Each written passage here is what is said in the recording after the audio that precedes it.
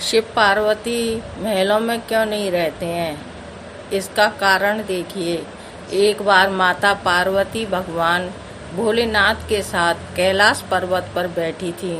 तभी उनके मन में एक विचार आया कि हे सारे देवता सुंदर महलों में रहते हैं, तो देवों के देव महादेव हैं, फिर भी मैं इस कैलाश पर रहती हूँ।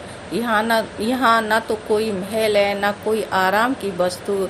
ऐसा सोचकर माता पार्वती ने भोलेनाथ से कहा, अरे स्वामी, सारे देवता महलों में रहते हैं, आप क्यों नहीं इस कैलाश पर वास करते हैं? आप भी हमारे लिए एक महल भवन बनवा लीजिए ताकि हम भी आराम से रह सकें। पार्वती की बात सुनकर भोलेनाथ थोड़ा सा मुस्कुराए और फिर बिना कुछ कहे ध्यान मगन हो गए। माता पार्वती को भोलेनाथ का यह व्यवहार कुछ अच्छा नहीं लगा, किंतु वह बिना कुछ कहे वहां से चली गईं।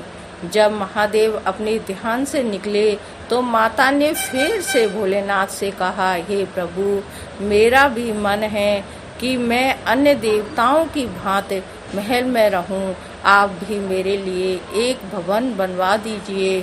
तब महादेव ने उनसे कहा, देवी, महलों में रहना हम लोगों के लिए उचित नहीं है। किंतु माता पार्वती ने महादेव से हठ पूर्वक कहा, प्रभु, आपको नहीं लगता है कि आपको भी महल में रहना चाहिए? आपका महल तो स्वर्ग में बने हुए इंद्र के महल से भी उत्तम और भव्य होना चाहिए।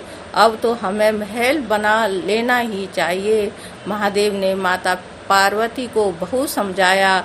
वो बोले, देवी, हम तो ठहरे योगी, खुले में रहने वाले हैं, हम भवन का वातावरण सांस नहीं आएगा, हमें तो महल में ही चैन नहीं मिलेगा, क्योंकि महल में रहने के बड़े नियम बंधन होते हैं। किंतु माता ने तो मन में विचार कर लिया था कि अब महलों के बिना वो नहीं मानेंगी।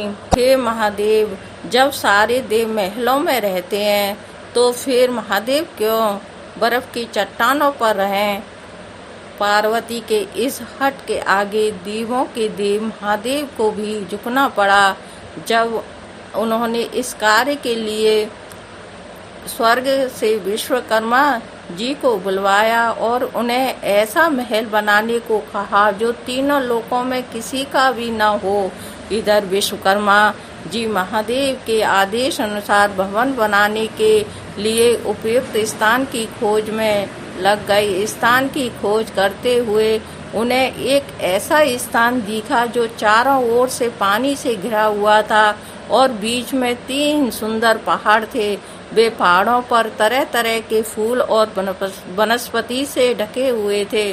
उस स्थान को देखकर विश्वकर्मा जी ने उसके बारे में माता पार्वती को बताया। जब माता पार्वती ने उस स्थान के बारे में सुना तो उन्होंने खुश होकर भवन बनाने का आदेश दे दिया।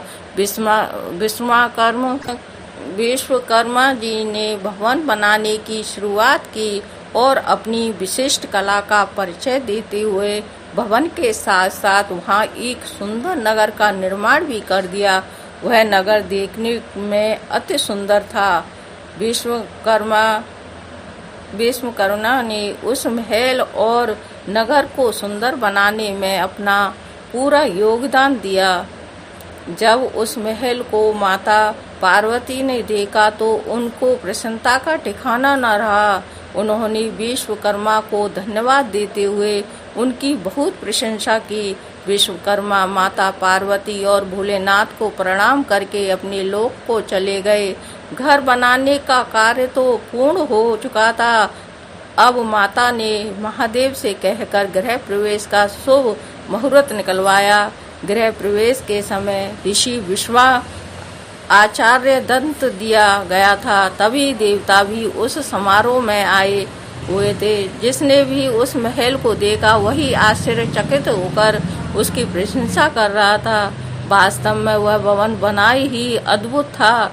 गृह प्रवेश विधि के पूर्ण होने के बाद महादेव ने आश्चर्य से दक्षिणा मांगने को कहा तो विश्वा ने मना कर दिया। वे बोले, प्रभु क्या कोई भक्त अपने भगवान से कुछ मांगता है? ऐसा करके तो मैं पाप का भागी बन जाऊंगा। मुझे कोई दक्षिणा नहीं चाहिए। यह कहकर ऋषि विश्रवा जाने लगे तो महादेव ने कहा, ईश्वर, दक्षिणा तो लेनी पड़ेगी। जब तक आश्चर्य को दक्षिणा ना दी जाए तब तक कोई शुभ कार्य पूरा नहीं होता। महादेव की माया ऋषि विश्वा का मन उस नए बने हुए नगर पर आ गया। बार बार आग्रह करने पर उन्होंने दक्षिणा के स्वरूप उन्होंने उस भवन सहित नगर को भी मांग लिया। ब्राह्मण को दक्षिणा के रूप में उसकी मुंह मांगी वस्तु दी जाती है, इसलिए महादेव ने उस लंका को ऋषि विश्रवा को दान कर दिया। महादेव के द्वारा अपने भवन को दान कर देने से माता पार्वती को क्रोध से भर उठी। उन्हें ऋषि की इस दृढ़ता पर बड़ा क्रोध आ गया। उसी क्रोध में उन्होंने ऋषि विश्रवा को श्राप दे दिया। वो बोली, तुम तो आचार्य कहलाने के लायक भी नहीं हो। महादेव की सरलता का लाभ उठाकर तुमने बड़ी कुटिलता से मेरी प्रिय महल को हर लिया है। इसके लिए मैं तुम्हें श्राप देती हूँ कि महादेव का ही भक्त एक दिन उस महल को जलाकर राख कर देगा। उसके साथ ही तुम्हारे कुल का विनाश आरंभ हो जाएगा। पुराणों के अनुसार ऋषि विश्रवा ने वो नगर अपने पुत्र कुबेर को दे दिया, लेकिन कुबेर को निकाल कर लंका पर रावण ने अपना अधिकार कर लिया। त्रेता युग में शिव के अवतार हनुमान जी ने उस लंका को जला दिया और उसके बाद विश्रवा के समूल कुल का विनाश श्री राम के द्वारा किया गया। उस कुल में एकमात्र विभीषण ही श्री राम की शरण में होने के कारण बच पाए। दोस्तों, वीडियो पसंद आए तो वीडियो को लाइक करें, चैनल को सब्सक्राइब करना बिल्कुल ना भूलें।